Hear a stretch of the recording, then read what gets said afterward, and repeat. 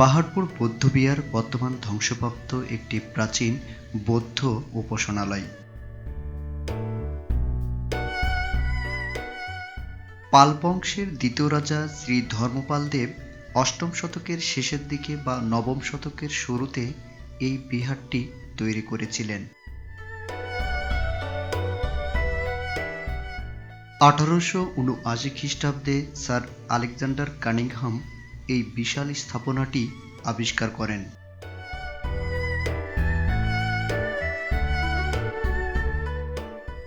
আজ আপনাদের সামনে তুলে ধরব 1200 বছর পূর্বের এই পাহাড়পুর বৌদ্ধবিহারের ইতিহাস ও ঐতিহ্য।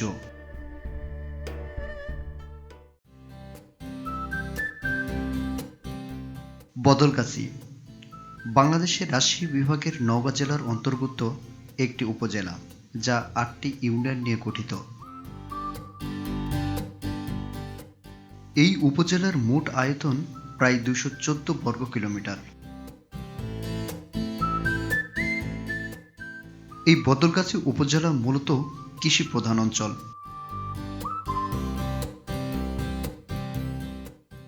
এই অঞ্চলে প্রায় 65% জনগণের আয়ের প্রধান উৎস কৃষিকাজ।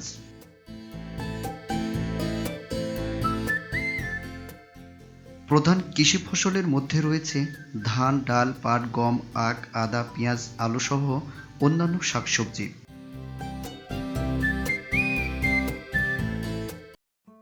আমরা কথা বলতে বলতে বদলগাছি কৃষি নির্ভর উপজেলার প্রাকৃতিক সৌন্দর্য উপভোগ করতে করতে ইতিমধ্যে আমরা পাহাড়পুর বৌদ্ধবিহারে পৌঁছে গেছি।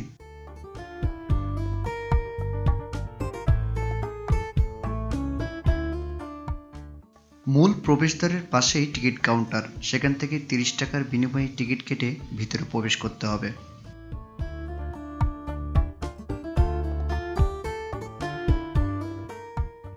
পাহাড়পুর বৌদ্ধবিহার একটি প্রাচীন নিদর্শন। এটি বদলগাছি উপজেলার পাহাড়পুর ইউনিয়নে অবস্থিত। এটার আরেকটি নাম সম্পুর বিহার।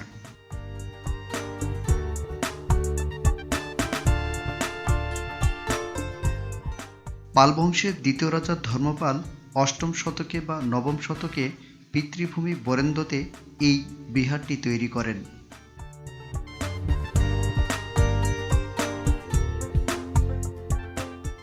খননকালে পাওয়া একটি মাটির শিলালিপি থেকে জানা যায় এটি সম্পুর বিহার।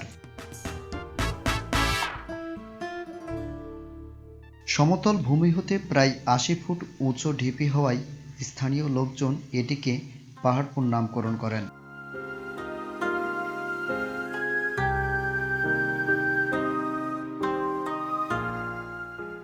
ইউনেস্কোর মতে পাহাড়পুর বিহার বা সম্পুর বৌদ্ধবিহার দক্ষিণ হিমালয়ের দ্বিতীয় বৌদ্ধ বিহার।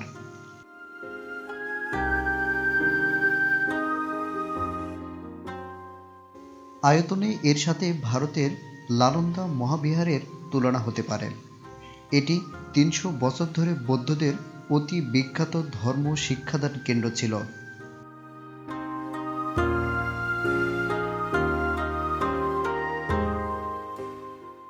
শুধু উপমহাদেশের বিভিন্ন স্থান থেকে নয়, বরং চীন, তিব্বত, মায়ানমার, মালয়েশিয়া, ইন্দোনেশিয়া, কম্বোডিয়ার প্রভৃতি দেশ থেকে বৌদ্ধরা এখানে ধর্মজ্ঞান অর্জন করতে আসতেন।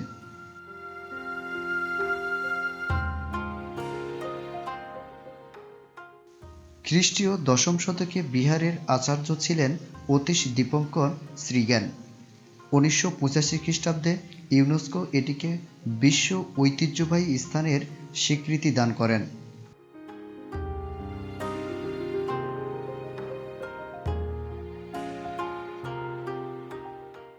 প্রায় 27 একর জমির উপর নির্মিত এই বৌদ্ধবিহার বৌদ্ধদের জ্ঞান, বিজ্ঞান, গবেষণা ও ধর্মীয় জ্ঞান চর্চার জন্য একটি উচ্চতর শিক্ষা প্রতিষ্ঠান হিসাবে গড়ে উঠেছিল।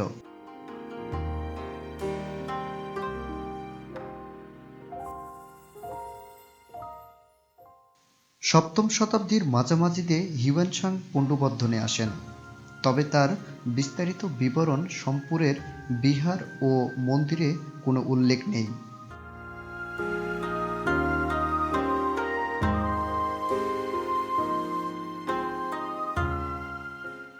গোপালের পুত্র ধর্মপাল 781 থেকে 822 খ্রিস্টাব্দে সিংহাসন আরোহণ করে দীর্ঘকাল রাজত্ব করেন ও রাজ্যকে বাংলা বিহার ছাড়িয়ে পাকিস্তানের উত্তর পশ্চিম সীমান্তের গান্ধার পর্যন্ত বিস্তৃত করেন।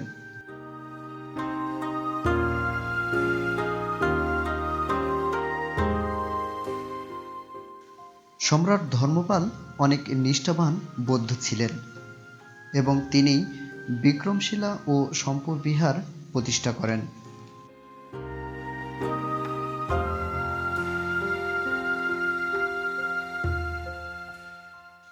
11শো শতাব্দীতে পাল বংশীয় রামপাল হিন্দ রাজ্য পুনরুদ্ধার করেন। 12শো শতাব্দীতে দক্ষিণে অঞ্চল কর্ণাট থেকে আগত সেন রাজারা বাংলা দখল করেন। সেই রাজাদের আমলে সম্পর রাজকীয় পৃষ্ঠপোষকতা হারায়।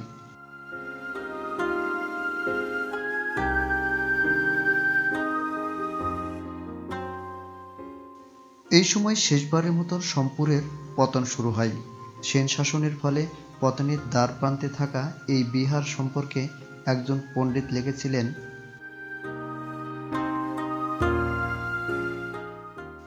পাহাড়পুরের বিহার ও মাঠের ধ্বংসাবশেষগুলো বড় আকারের ধ্বংসের কোনো স্পষ্ট চিহ্ন বহন করে না।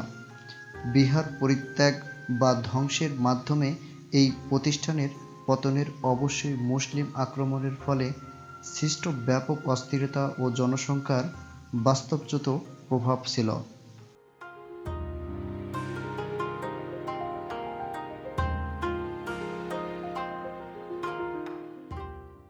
সম্পুর মহাবিহার ধ্বংসের ফলে প্রাচীন বাংলার বৌদ্ধ ধর্মের অন্যতম প্রধান কেন্দ্র হারিয়ে যায়। বহু মূল্যবান ধর্মীয় গ্রন্থ, শিলালিপি ও শিল্পকর্ম মুছে যায়, যা পূর্বে এশিয়ার জ্ঞান ও সংস্কৃতি এক অপূরণীয় অংশ ছিল।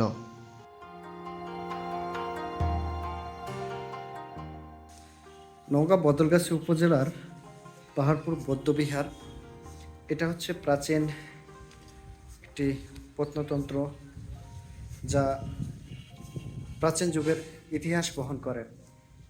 সেই সময়ের পাল বংশের যে শাসনামল, সেই সময় এই পাহাড়পুরের এই বৌদ্ধ বিহারটা নির্মাণ করেছিলেন। এগুলো হচ্ছে আপনার পুরোটাই প্রায় ধ্বংসপ্রাপ্ত বললেই চলে। এত যুগ আগেকার এই স্থাপনাগুলো, এগুলো আপনারা হয়তো বা দেখে বুঝতে পাচ্ছেন যে কত যুগ আগে এগুলো নির্মাণ করা হয়েছিল। তখনকার এই যে স্থাপনাগুলো, এই স্থাপনাগুলো ইট এবং হচ্ছে কিছু দেখছি পাথরও রয়েছে এগুলোতে। এগুলো এখন প্রায় ধ্বংসের মধ্যে চলে গিয়েছে। এগুলো এখন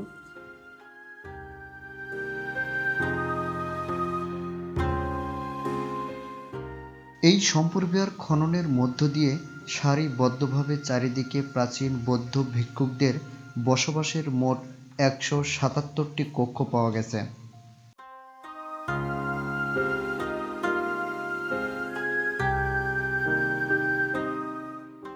পাহাড়পুরের প্রত্নতাত্ত্বিক খনন কার্যকে প্রধানত দুই ভাগে ভাগ করা যায়।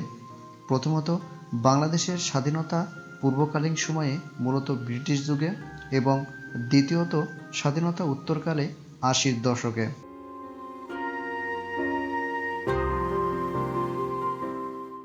প্রথম যুগে সবগুলো কক্ষই ভিক্ষুকদের আবাস কক্ষ হিসেবে ব্যবহৃত হলেও পরবর্তীকালে কিছু কক্ষ প্রার্থনা কক্ষে রূপান্তরিত করা হয়েছিল।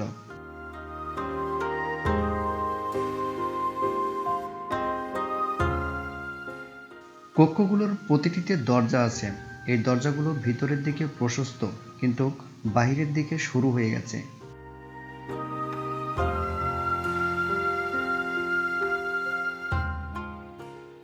ভিতরের দিকের কক্ষগুলোর দৈর্ঘ্য 4.26 মিটার এবং প্রস্থ 4.11 মিটার।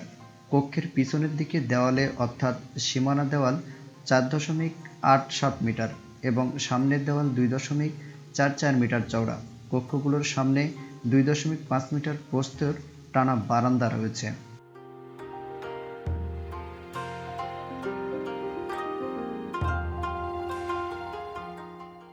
বিহারের উত্তর বাহুর মাঝ বরাবর রয়েছে প্রধান ফটক। এর বাহিরের ও ভিতরের দিকে একটি করে স্তম্ভ সম্বলিত হলঘর এবং পাশে ছোট ছোট কুঠুরি আছে।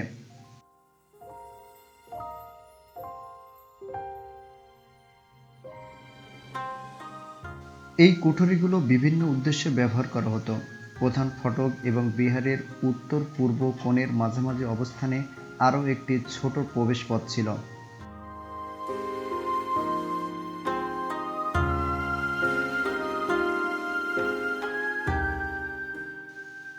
এখান থেকে ভিতরের উন্মুক্ত চত্বরে প্রবেশের জন্য যে সিঁড়ি ব্যবহৃত হতো তা আজও বিদ্যমান।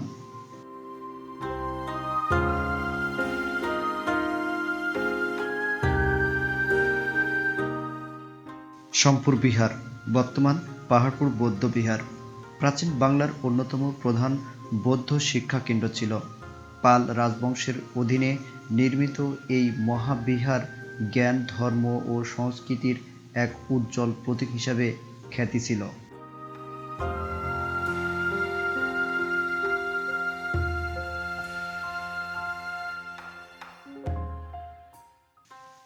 তবে ১১০০ থেকে ১৩০০ শতকের মাঝে একাধিক আক্রমণ ও অভ্যন্তরীণ রাজনৈতিক দ্বন্দ্বের প্রভাবে এই সমৃদ্ধ শিক্ষাকেন্দ্র ধীরে ধীরে ধ্বংসের মুখে পড়ে যায়।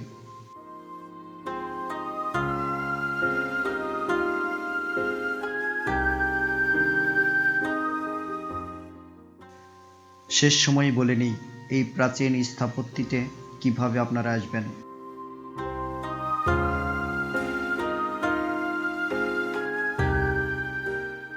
বাংলাদেশের যে কোনো প্রান্ত থেকে সর্বপ্রথম আপনাদের বাস অথবা ট্রেন যোগে নওগাঁ অথবা জয়পুরহাট জেলায় আসতে হবে।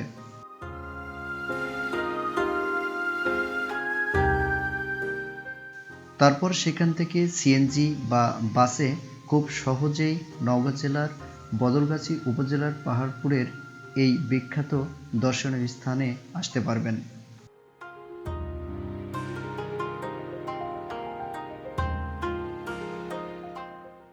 আজ এই পর্যন্তই। আবার কোনো একদিন কোনো একটা স্থান নিয়ে আপনাদের সামনে তুলে ধরব। সেই পর্যন্ত সবাই ভালো থাকুন, সুস্থ থাকুন, সুন্দর থাকুন। ভিডিওটি ভালো লাগলে চ্যানেলটি সাবস্ক্রাইব করে পাশে থাকুন।